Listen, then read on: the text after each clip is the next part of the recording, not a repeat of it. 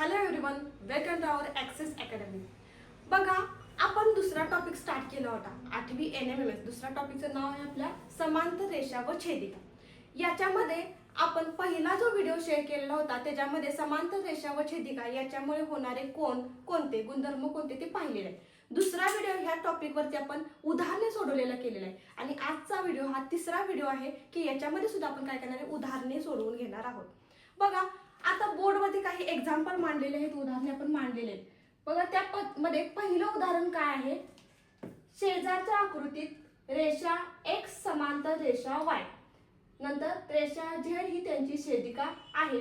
तर अँगल 1 म्हणजे कोन 1 शी कोणता कोन एकरूप असणार नाही असा पद्धतीचा आपल्याला प्रश्न दिलेला आहे. म्हणजे हा प्रश्न आहे आणि त्याच्यावर आकृती आहे आणि या आकृतीच्या साहाय्याने तुम्हाला काय करायचं आहे, या प्रश्नाचं उत्तर द्यायचं आहे. पर्याय आपल्याला दिलेले आहेत. बघा, पहिला पर्याय आहे, फर्स्ट पर्याय बघा काय दिलं ऑप्शन, अँगल 4, सेकंड आहे अँगल 8, थर्ड आहे अँगल 7 आणि लास्ट आहे अँगल 5. यापैकी कोणता पर्याय काय असणार आहे किंवा कोणता कोन ह्या अँगल 1 शी काय असणार आहे, एकरूप असणार नाही असा प्रश्न विचारलेला आहे.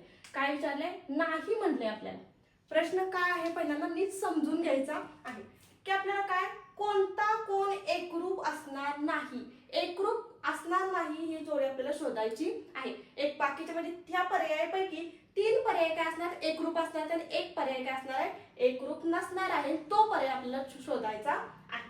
तर बघा, आकृतीमध्ये बघा काय, रेषा X आणि रेषा Y ह्या काय आहेत, समांतर रेषा आहेत आणि ही Z ही त्यांची काय आहे, छेदिका आहे अशा पद्धतीने सांगितले.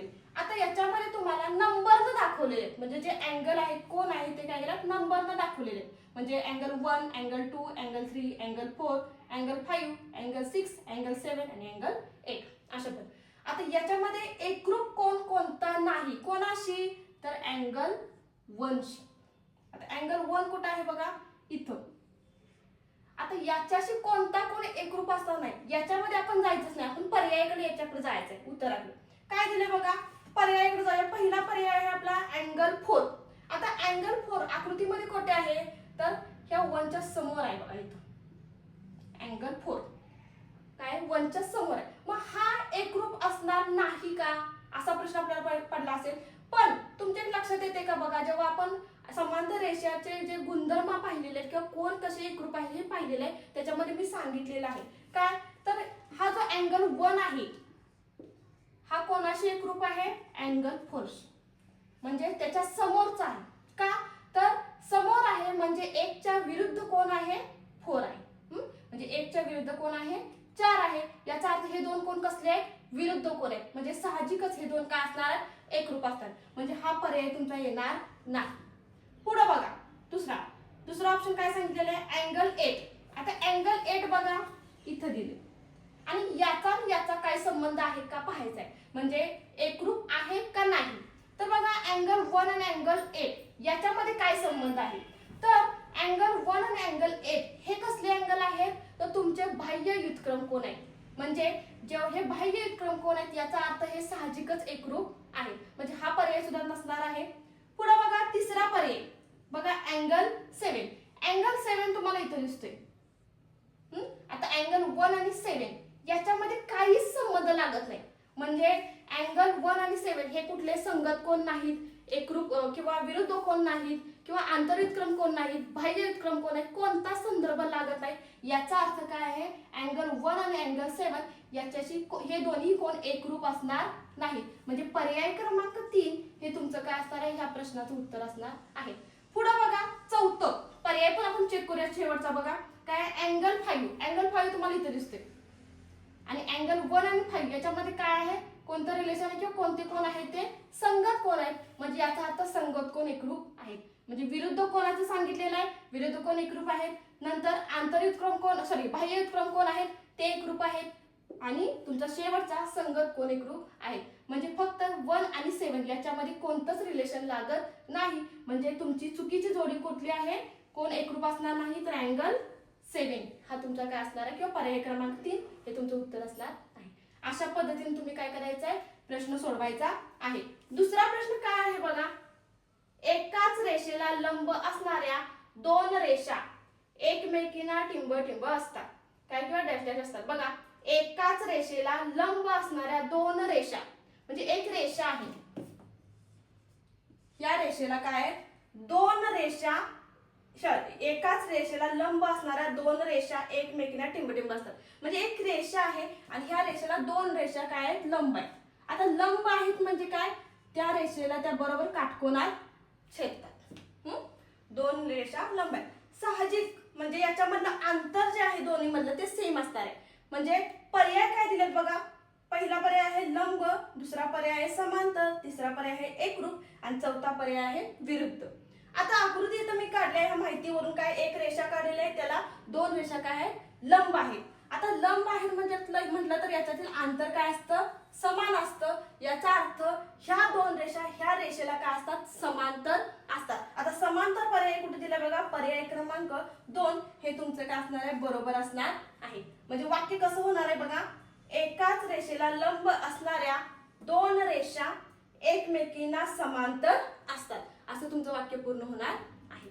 बघा, हे झाला दुसरा प्रश्न. तिसरा प्रश्न काय दिलाय बघा, शेजारच्या आकृतीत रेषा ए समांतर रेषा बी, हे कुठलं चिन्ह आहे तर समांतरचं चिन्ह आहे. रेषा ए समांतर रेषा बी, तर तुम्हाला काय सांगितलंय, एक माप दिले, विचारले बघा काय, तर measurement angle X is equal to question mark दिले.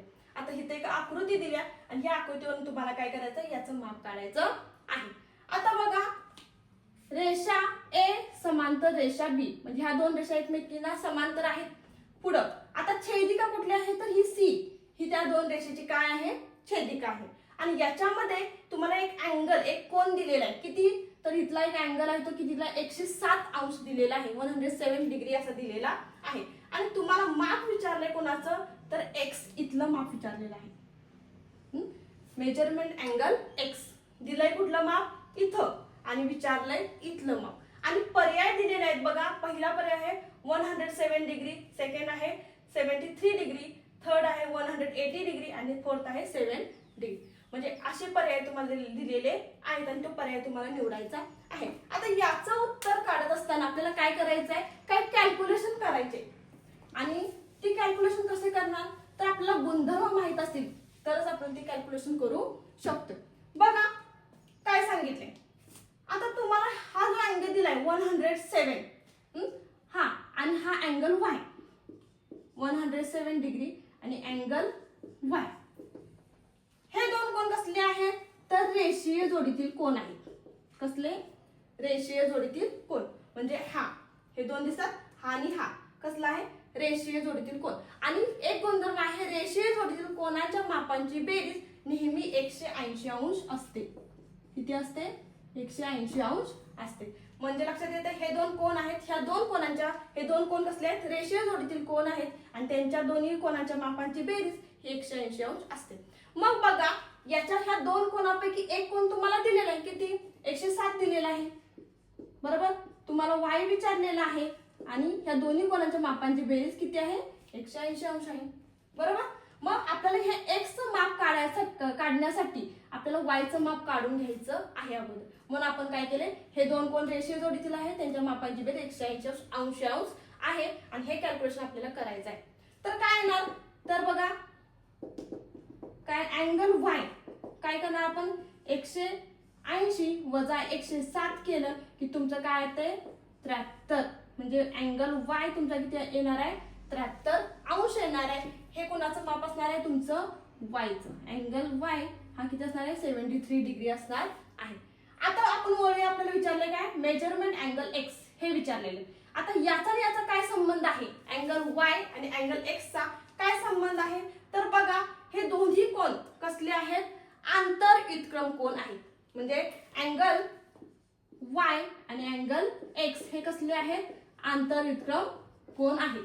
आणि आंतर व्युत्क्रम कोण काय असतात, एकमेकांशी एकरूप असतात किंवा परस्परांचे पूरक कोण असतात. याचा अर्थ काय आहे, अँगल वाय 73 डिग्री असेल तर एक्स पण काय असणार तुमचा 73 डिग्री असणार आहे. आता 73 डिग्री हा आपल्याला ऑप्शन मध्ये आहे का पाहूया. तर बघा, पर्याय क्रमांक 2 हे तुमचं काय असणार आहे, बरोबर असणार आहे. म्हणजे या प्रश्नाचं उत्तर काय येणार आहे, 73 डिग्री, बरोबर. पण त्या हे आन्सर आपण फाइंड आउट कॅल्क्युलेशन करणं गरजेचं आहे. आणि हे कॅल्क्युलेशन आपण कधी करू शकतो तर आपल्याला जे गुणधर्म सांगितलेले आहेत ते पाठ असतील तरच आपण काय करू शकतो, अशा पद्धतीचे कॅल्क्युलेशन करू शकतो. म्हणजे पर्यायाकडून काही उदाहरण आपण पर्यायाकडून जाऊ शकतो आणि काही उदाहरण आपल्याला कॅल्क्युलेशन करावे लागतात. बघा आजच्या व्हिडिओमध्ये आपण अशा पद्धतीचे एक्झाम्पल्स किंवा उदाहरणे पाहिलेली आहेत जी परीक्षेसाठी अतिशय महत्त्वाची आहे आणि त्याची काठिण्य पातळी सुद्धा आहे. आजचा व्हिडिओ तुम्हाला आवडला असेल तर लाईक करा, शेअर करा, सबस्क्राईब करा. थँक्यू.